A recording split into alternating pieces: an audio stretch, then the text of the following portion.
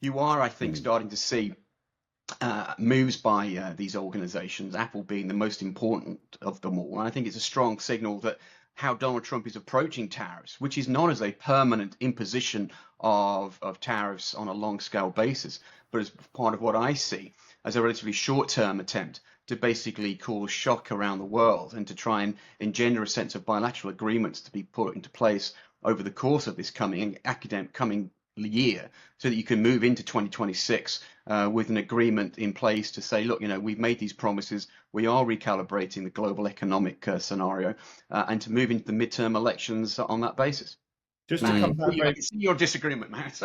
No, just to come back very briefly on that, James. Yeah. Are you suggesting that when such enormous amounts of money was wiped off the stock markets, that this was foreseen by Trump, or even deliberate, and that when he backed down from these enormous tariffs and kept them at this new base rate of 10%, that was somehow all part of the plan, or do you not accept that this might have taken Trump by surprise, and therefore that my argument about chaos might have some force? And also, just secondarily, even if you're right, even if it is all part of a plan, part of that strategy is still uncertainty, and that makes it difficult for a country like the United Kingdom to know how to progress, how to proceed with America when there is such uncertainty at the heart of the strategy, if it is a strategy.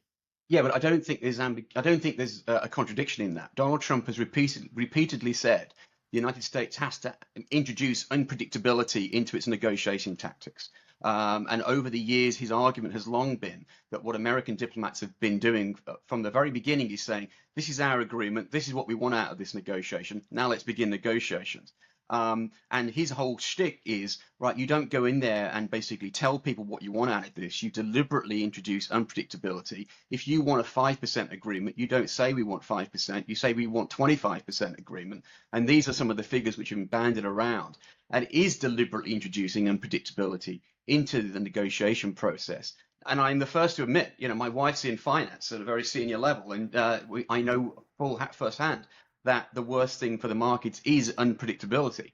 But one of the reasons I think he's doing this so early in his term is to get that dip out of the way.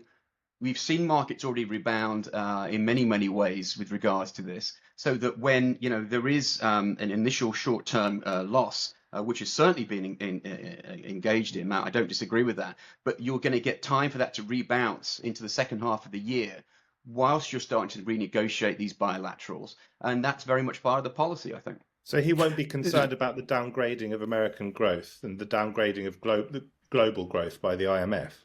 Well, I think that there's, what's that line about, economists were put on this earth to make astrologers look accurate. As long as you can start to see some degree of rebounds in the second half of this year.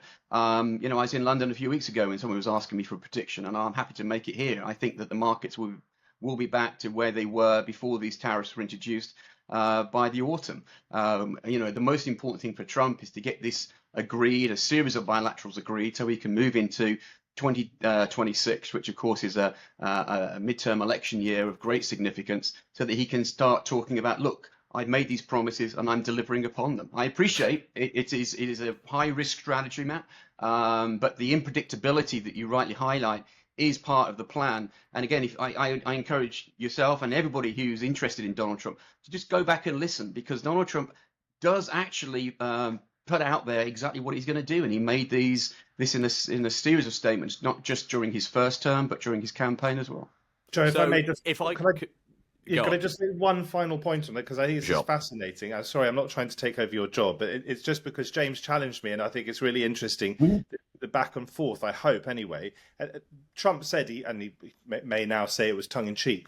Well, he would, wouldn't he? But he said he was going to end the Ukraine-Russia war in 24 hours, even before he actually took office, if he was re-elected. That obviously hasn't happened. So you might have the best will in the world when you're introducing chaos theory, and there's certainly been chaos in the way that he's been handling the peace negotiations. Doesn't mean it's going to work out.